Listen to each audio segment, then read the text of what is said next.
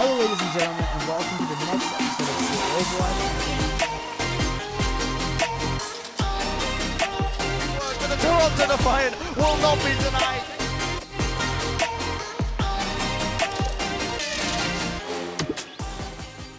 Hello, ladies and gentlemen, welcome to another episode of CAE Esports. I'm one of your hosts, Spencer. With me is Chris. That was a surprisingly difficult way to start the show. A little bit of a slip up there, but Spencer makes a living by talking and doesn't know how to talk on a podcast. yeah, exactly. It's the reason is the fact that I make a living by talking. So I'm so tired, my brain just doesn't want to articulate the words that I want to say. But obviously, with that out of the way, we can kind of just jump into a brief little agenda that we have for you guys today. And it's a good show because if you were a Toronto Esports fan, the last week, I should say, a little bit disappointing.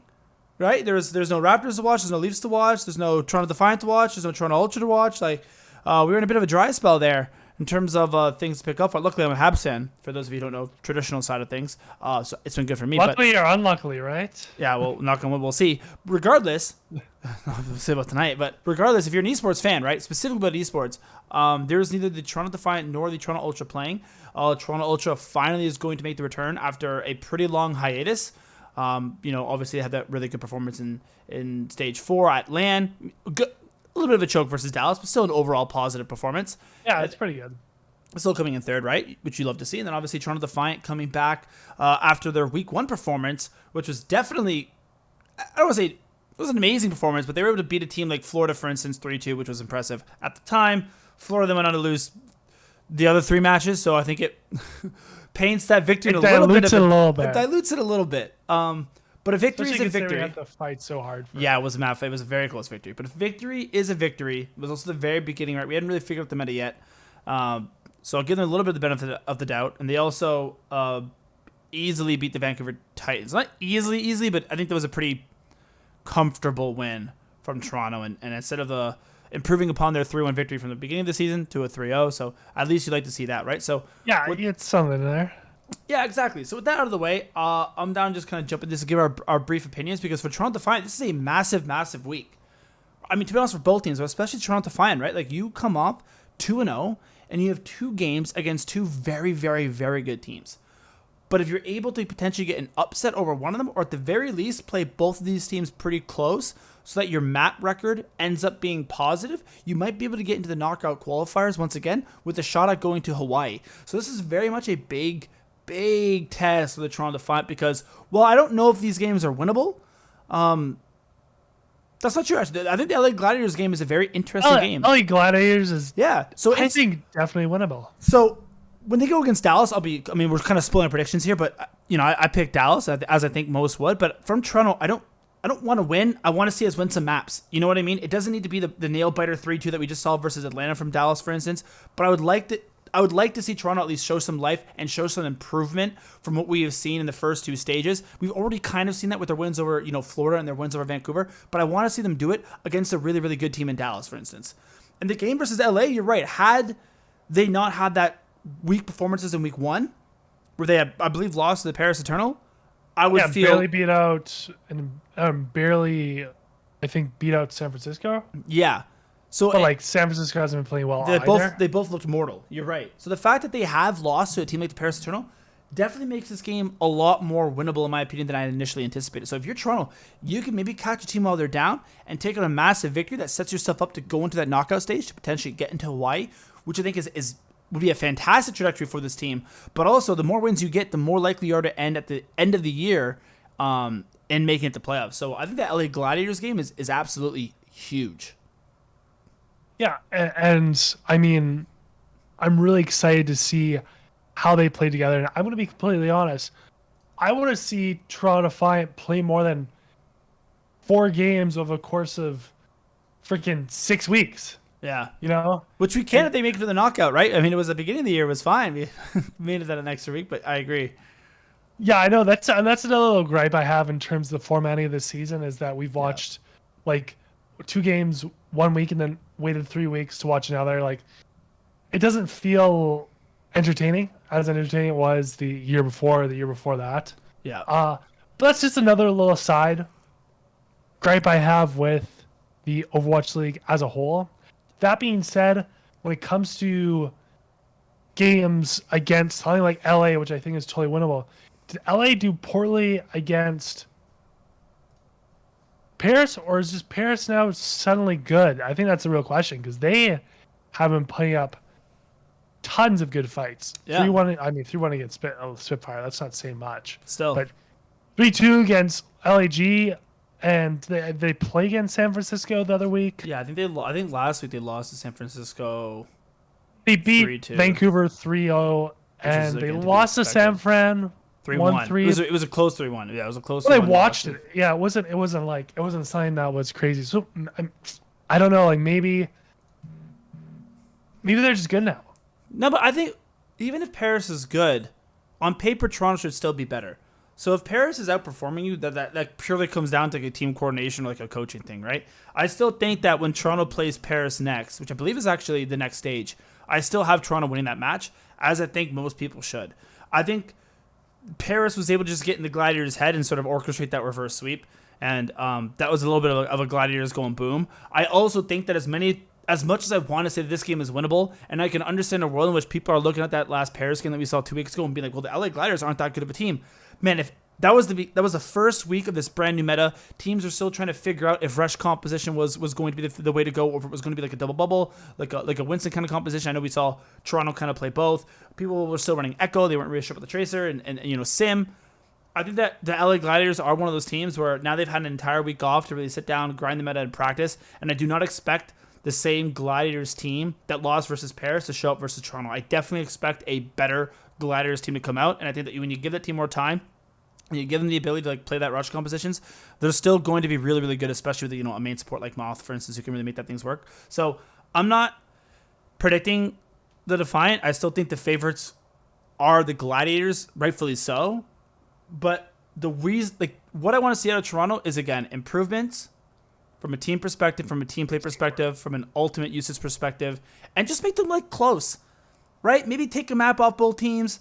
Maybe take two, right? Maybe even if you lose the map, just don't get steamrolled, right? Like we've seen this time and time again where Toronto has shown us like glimpses of, I think, a cohesive team, only to then go into the next match or like the next map and just get absolutely sloshed.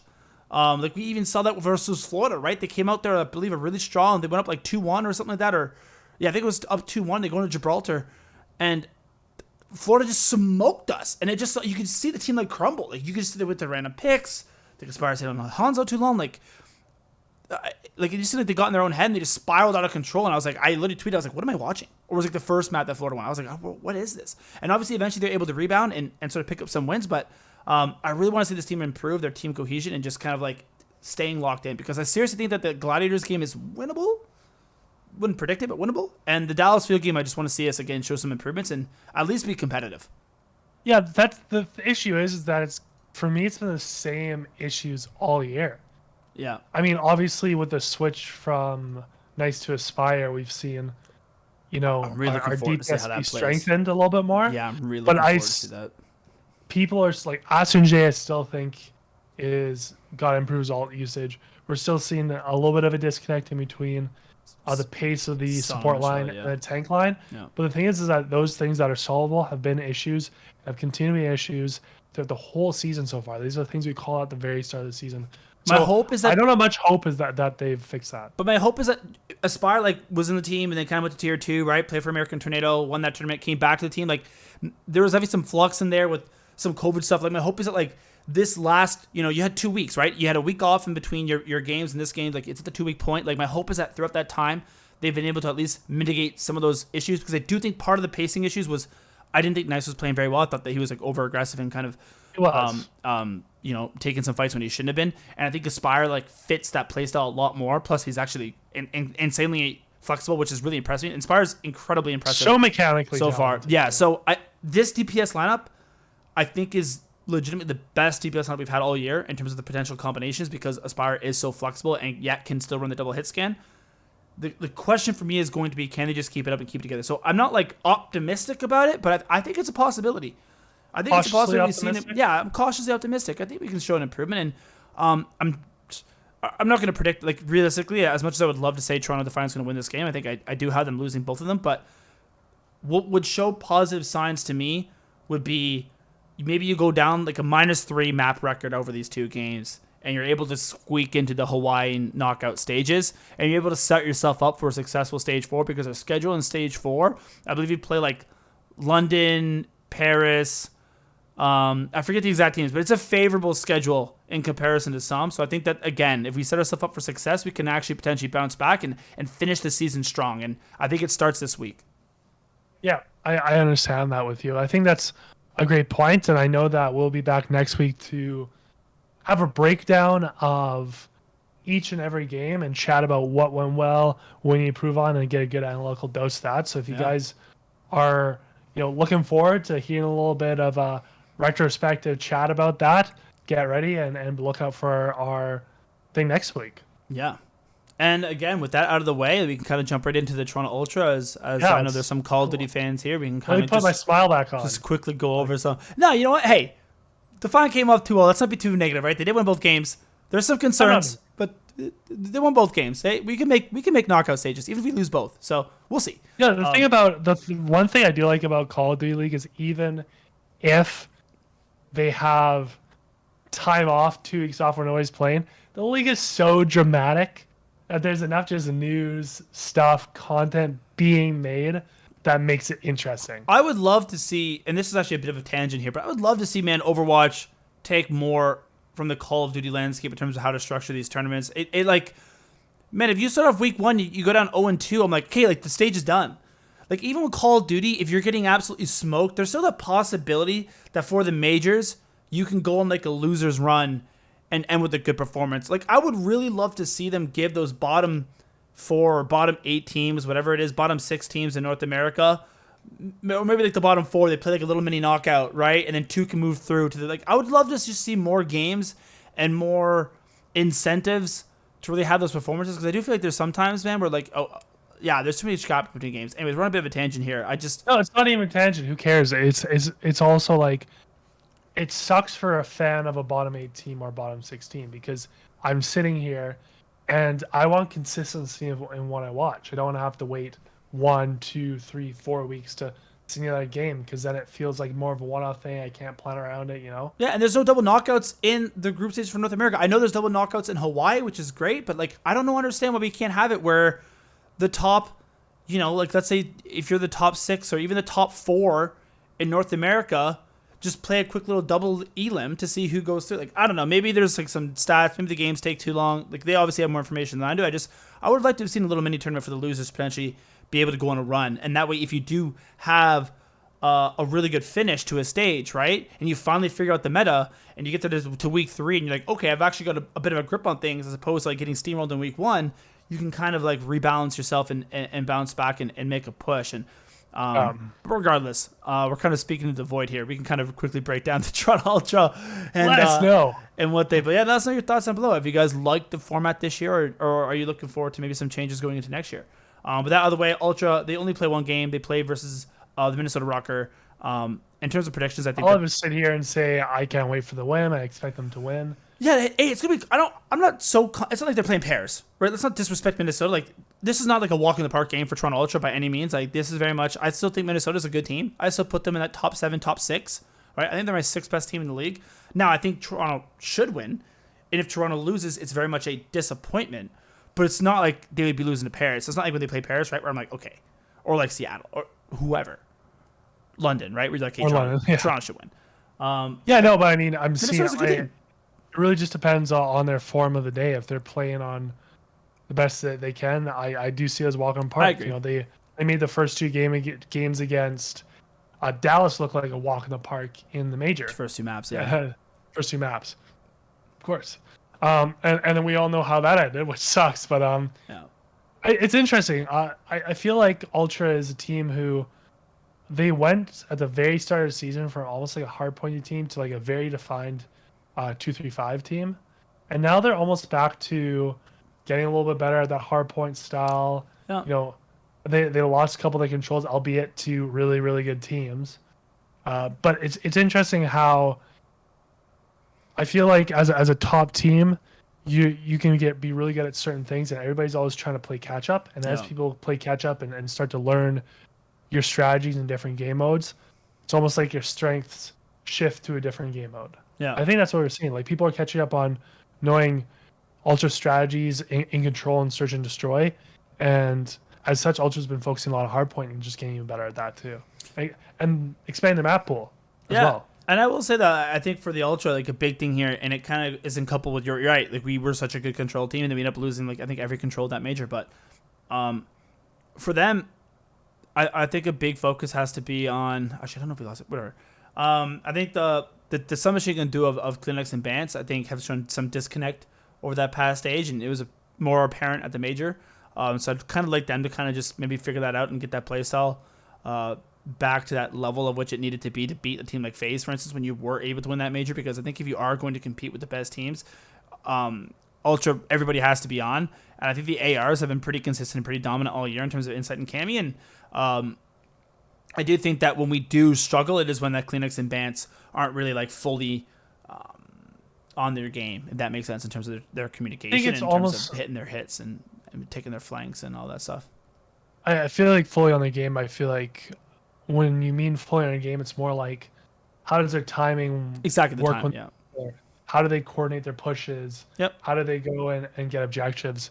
And obviously, there's no knock on that duo. Like It's still saying, top. saying there's a disconnect isn't like there's something weird's going on. So there's these minor mistakes. Yeah, every once in a exactly. while. A small disconnect, minor mistakes. The only problem is when you play the best teams in the world like FaZe and Dallas, they're going to capitalize on that, right? And because this stage is so important for Ultra's final standings going into champs, they really need to finish strong. You're going to have to try to like shore up some of those mistakes to try to, get a very good seed, ideally number 1 going into the next major and be able to kind of secure that second spot. So definitely not like hard. They're still a top 3 team in my opinion. We did our power rankings. I still have them number 2, rightfully so. So by no means am I like, oh man, we got to make changes. Like, but obviously our expectations have changed around what we want from this team. And I think if they want to continue to be that juggernaut, to be that top 2 team, that's what we're gonna have to see. And obviously, a given is Kaney's gonna have to continue to be like essentially an MVP of the league. He's seriously been in that conversation, and Insight's going to have to continue to be consistent and kind of be that calm, cool, collected, decisive AR that we know that he is. Yeah, I think we debatably have like the best AR duo in the league. That may be a little spicy. Off the top of my head, it's up there.